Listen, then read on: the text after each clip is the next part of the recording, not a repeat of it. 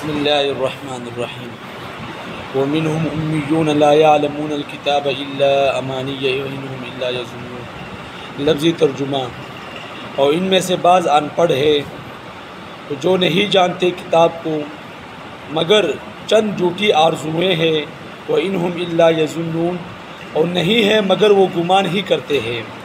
Foil للذین، پس خرابی ہے ان لوگوں کے لیے، یکتبون الکتاب، جو لکھتے ہیں کتاب کو اپنے ہاتھوں سے، ثم یقولون، پھر کہتے ہیں ھذا من عند اللہ، یہ اللہ تعالیٰ کی طرف سے کتاب ہے، لیشتروا بہ ثمنا قلیلا، تاکہ خریدے اس کے ذریعے تھوڑی سی قیمت کو۔ فویل لہم مما، پس خرابی ہے ان کے لیے اس چیز سے جو لکھی ہے ان کے ہاتھوں نے، اور ہلاکت ہے ان کے لیے اس کمائی سے جو کماتے ہیں۔ وقالو، اور کہتے ہیں لن تمسنا النار، کہ ہرگز نہیں چھوئے گی ہم کو آگ مگر چند گنتی کے دن۔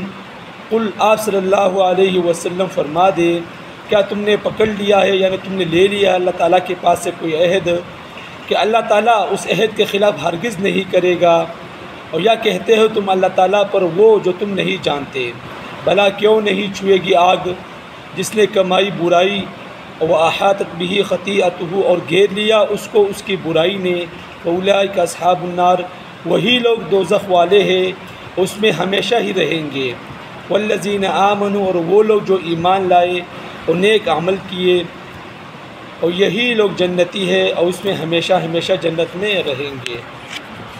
مسلسل یہودیوں کا ذکر چلا رہا ہے۔ فرمایا وَمِنْهُمْ أُمِّيُّونَ، ان میں سے بعض ان پڑھ ہے جو کتاب کو لکھنا پڑھنا نہیں جانتے مگر ان کی چند آرزوئیں ہیں اور اسی میں وہ مگن رہتے ہیں۔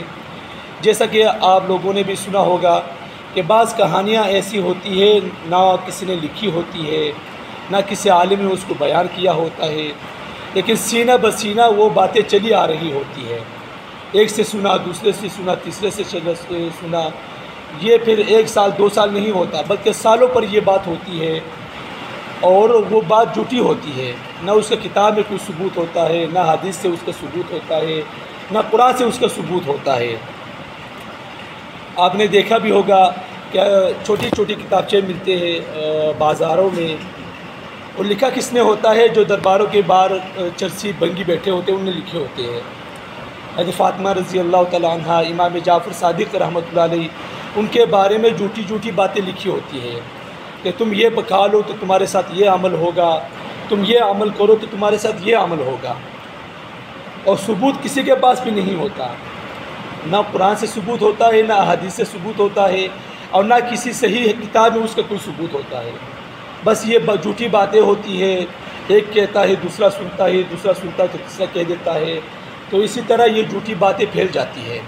حالانکہ کوئی بھی ایسا بتانے والا نہیں ہوتا کہ بھئی تم نماز پڑھو گے تو تمہیں یہ ملے گا، تم روزہ رکھو گے تو تمہیں یہ عمل ملے گا، تم یہ صحیح عمل کرو گے تو تمہیں یہ ثواب ملے گا۔